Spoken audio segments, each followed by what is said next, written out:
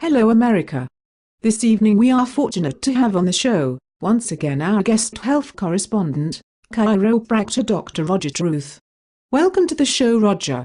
As always, it's a pleasure to have you on Healthy America. Why, thank you, Jane.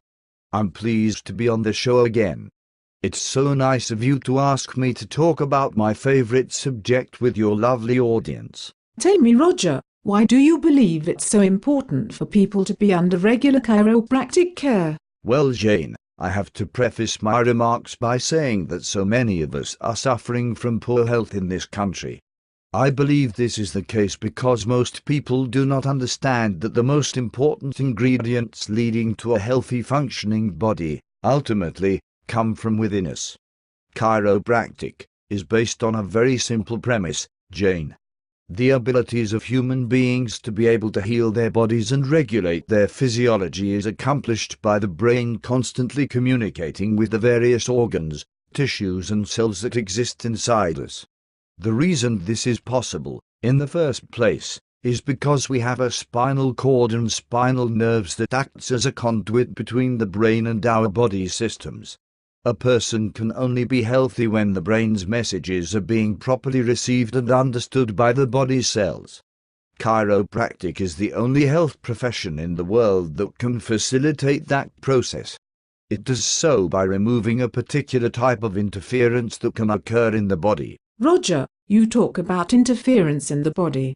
What do you mean by that statement?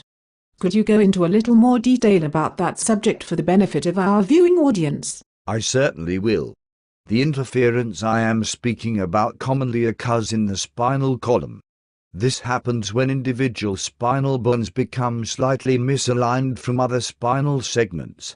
When this condition occurs, the nerves passing between the vertebral segments, on both sides of the spine, can have pressure exerted on them, and this can cause spinal nerves to not function as they should. Important nerve impulses traveling over those nerves can become distorted, and organs inside the body are then precluded from receiving the brain's messages, as the brain originally intended. So what you're saying, Roger, is that the practice of chiropractic helps to remove these types of interferences in the spinal column.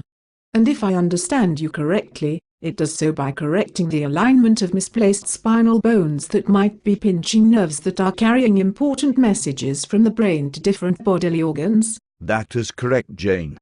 Chiropractors make gentle spinal adjustments by hand, or with the use of instruments, that help nudge the vertebral segments back into their proper alignment. What science has determined, through many years of research, is that interference to the nervous system can cause all types of problems to human physiology. When the brain and the organs are able to speak to one another over the nervous system, there's a much better chance for health to be expressed throughout the body. Roger, what you have explained here today seems so logical.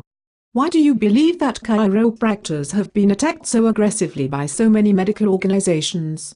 A lot of medical professionals claim chiropractic is based on false science. What do you say to those allegations, and more important, are they an accurate depiction of your profession? Jane, first let me say that chiropractic is not based on false science. There's a lot of research that demonstrates the validity of chiropractic objectives. Unfortunately, the practice of chiropractic does not have broad support from traditional healthcare groups because chiropractors and their practice objective do not support or contribute to the sale of pharmaceutical products. The philosophy of healing the body with synthetic drugs is in complete opposition to the chiropractic paradigm of healing the body from the inside out. Because of this, powerful companies that have great influence over healthcare laws and professional research journals regularly paint chiropractic and other alternative healthcare professions in a negative light. Roger, once again, you have presented our audience with valuable health information, and I want to thank you for that. I hope our listeners will make good use of this information and will get under the care of a good chiropractor in the very near future. Thank you, Jane. It was my pleasure to be on your show. Next week, we'll have another interesting guest on the show who claims that vaccinations are bad for our health. Be sure to tune into that show. as the vaccination theory has recently come under fire by many credible scientists from all over the world. Until next week, this Jane Doe saying, stay safe and stay healthy, America.